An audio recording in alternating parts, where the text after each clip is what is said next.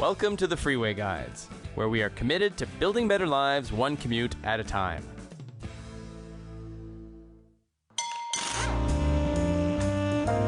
Section 1. Why wine? Unlike so many other things today, wine is not a fad that comes and goes.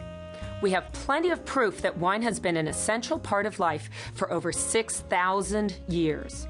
The gods of wine were some of the most important gods to ancient societies, such as the Egyptians and Etruscans. In Roman times, wine was an everyday staple. Romans mixed in a little vino to make their drinking water safe, so wine was an integral part of daily life. And yes, that probably means that Romans walked around with a little buzz all the time. Wine appears in society at our most important events and is used in ceremonies for many of the world's cultures. And of course, there is also wine's ability to enhance social interactions, whether it be romantic occasions, dinner parties, or political functions. Thomas Jefferson, who was a great wine connoisseur, said the following about the civility of societies where wine is the main spirit. No nation is drunken where wine is cheap, and none sober where hard spirits are the common beverage. In other words, in more civil societies, wine is the beverage of choice, and Thomas Jefferson believed that was a good thing. I'm sure that you have at least a couple of friends or associates who are avid wine enthusiasts, people that subscribe to publications about wine, spend their vacations visiting the wine country, and who talk about wine, sometimes to a fault. Some of us in the industry call these people wine weenies, or cork dorks. And one of the goals of this program is to help you enjoy and appreciate wine without going overboard. In other words, we're going to keep it light and fun. Because, hey, we're talking about an alcoholic beverage here, not rocket science. So why are people today so interested in wine? Well, one reason is that wine is amazingly complex.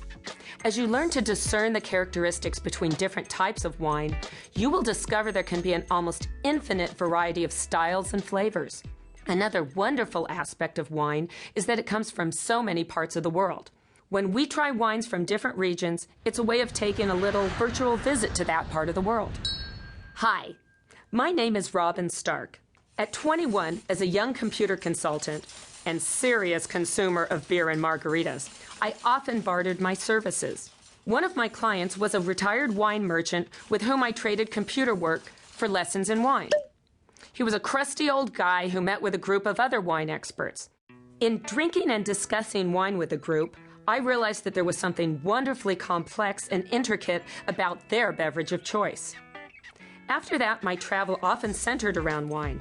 The Bordeaux region of France, the Tuscan countryside, Napa Valley, and many other regions. I became familiar enough with these areas to start leading bike tours in the wine country. I have been able to combine my knowledge of technology and enthusiasm for wine into a successful and enjoyable career as an inventory consultant to hundreds of wine collectors and restaurants. People often give me a hard time for having a career that sounds like I'm just goofing off. To tell the truth, they're right. It not only sounds like fun, it is. Now, whether it is deserved or not, wine does have a reputation for being associated with snobbiness. And during the program, we may get a visit or two from our resident wine snob, Charles Burgundy III, who will remind us not to take anything too seriously. A Chateau Lafite Rothschild cannot be truly enjoyed without taking it seriously. Honestly, Charles isn't all that bad, but let's just try to ignore him, and maybe he'll just go away. Our second guest is Trivia Girl, who will periodically pop in to tell us about a wine fun fact. In 79 AD, when Mount Vesuvius buried Pompeii in volcanic lava, it was home to over 200 wine bars, and that was for a population of only 20,000 people. Thanks, Trivia Girl.